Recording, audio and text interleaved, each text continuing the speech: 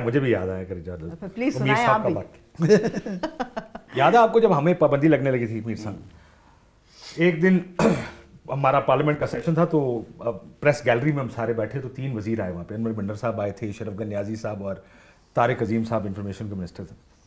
ایسے گفتگو شروع ہوئی کہ جناب آپ ان صحافیوں پہ پابندی لگنے لگی ہے, آپ نام آ رہے ہیں, میر صاحب کا نام تھا, میرا نام تھا, وہ میرا نام آیا مجھے اچھی طرح یاد ہے. اشرف گنج نیازی بولا او اس کا تو نام ہی نہ لیں جی, آتے پارٹی بنا ہوا ہے. نہیں میں تو پارٹی تھا نا دوسری سائڈ کی ویسے, لیکن اب یہ بات یہ ہو رہی تھی کہ جناب کو کچھ کرنا ہے, ظاہر پریس کی طرف سے یا میڈیا کو کچھ کرنا. سڈنلی باہر گیلری میں لڑائی شروع ہو گئی, ہم سارے باہر پہنچے, ہم اندر بیٹھے تھے اندر کے کمرے میں, لڑائی شروع ہو گئی, فزیکل فائٹ شروع ہو گئی. اور فزیکل فائٹ اور 2-4 بندے, وہ میرا خیال ہے ان کے سرکاری صحافی جو تھے ان کو بٹھایا گیا تھا کہ واک آؤٹ نہ ہو, تو انہوں نے چک چک کے کسی نے باہر سٹیا. اب ہم اندر بیٹھے, باہر گئے بہت سارے, ہم سارے صحافی اندر پریس گیلری میں گئے. اجلاس ختم ہوا لیکن لائٹیں آف ہو گئیں اور اپوزیشن کا اجلاس پورا چلا, اور اس پہ نعرے ادھر اوپر سے بھی لگ رہے ہیں, وہ لاٹھی گولی کی سرکار نہیں چلے گی نہیں. وہ گھر جا کے میں ٹی وی لایا, اب ہم تو اندر بیٹھے تھے, باہر کو پتہ نہیں, میں دیکھا میر صاحب نے نیلی قمیض پائی, ایک بندے نے اتوں چکن باہر سٹن, تجھے میر صاحب پہ پارلیمنٹ ہاؤس کو اس نے پابندی لگا دی اس کے بعد, کیونکہ میر صاحب نے فزیکلی ان لوگوں کو اٹھا کے باہر پھینکا تھا. وہ جرنلسٹ نہیں تھے, ہاں وہ سرکاری لوگ تھے نا, وہ جو اٹھایا گیا تھا. زیادہ پرانی بات نہیں ہے, ریسنٹلی ہی صحافیوں کا ایک ایشو ہوا تھا کہ جناب ان کے رائٹس کا متعلق یہ قانون بنایا جا رہا ہے, اور اس ہم سمجھتے تھے بڑا سخت ہیں.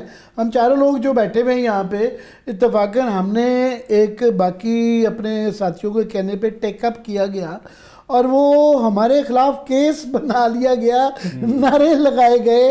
اور وہ اب کئی دوست ہیں ہمارے, میں ان سے پوچھتا ہوں کہ وہ جو آپ نے کہا تھا ہمیں کہ آپ لوگ غلط ہیں, آپ کو وہ چیزیں مل گئی جس کا وعدہ کیا گیا, آپ لوگ نہیں چاہتے کہ ریلیف میں, تو وہ بس کیا کرے. بیسیکلی تقسیم کرنے میں ہمارا قصور سمجھ رہے ہیں یا کسی کا کر لیں, ہر ادارے میں منقسم ادارہ ہے, یا وکیل منقسم ہے, یا اس ملک کا مسئلہ پتہ کیا ہے, اس ملک کا مسئلہ یہ ہے کہ جو انسٹیٹیوشنز ہیں وہ انڈیویجولز کی طرح سوچتی ہیں, اور جو انڈیویجولز ہیں وہ اپنے آپ کو انسٹیٹیوشن سمجھتے ہیں. اس لیے ہر کوئی اپنے, یہ ایک انورٹڈ پیرامڈ بن گیا ہوا ہے. دوسرا کانسیپٹ آف رسپانس ختم ہو گیا, ہر چیز کا ریئیکٹ ہونا شروع ہو گیا.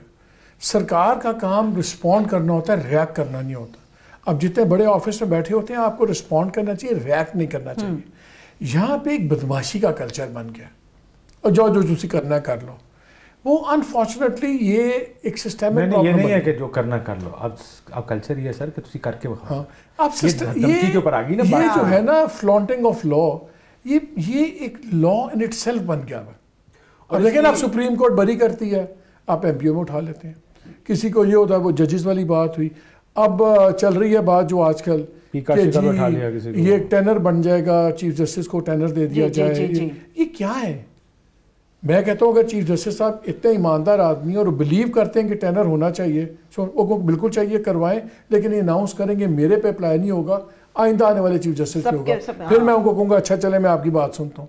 لیکن ایسے قوانین چینج ہوتے ہیں جہاں کلیئرلی بینیفٹس ہو رہے ہیں. آدھا ملک ایکسٹینشنز پہ چل رہا ہے, آدھا ملک ایکسٹینشنز پہ چل رہا ہے. ملک ایکسٹینشنز میں نہیں چلتے, ملک پرسن اسپیسیفک لاز میں نہیں چلتے. ہمارے ملک میں یہ ایک قاعدہ بن گیا ہوا ہے, ایک ایکسیپٹڈ نارم بن گئی ہوئی ہے.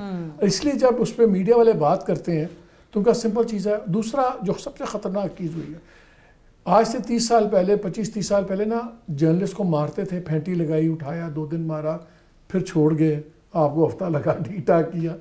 ہم 4 بیٹھیں گے, آج میں مارا جاؤں, یہ 3 ایک شو کریں گے, 2 شو کر لیں گے بیچارے, 3 میرے غیبانہ نماز جنازہ ہو جائیں گی, کالی پٹیاں باندھ لیں گے, 1.5 مہینے بعد فرق.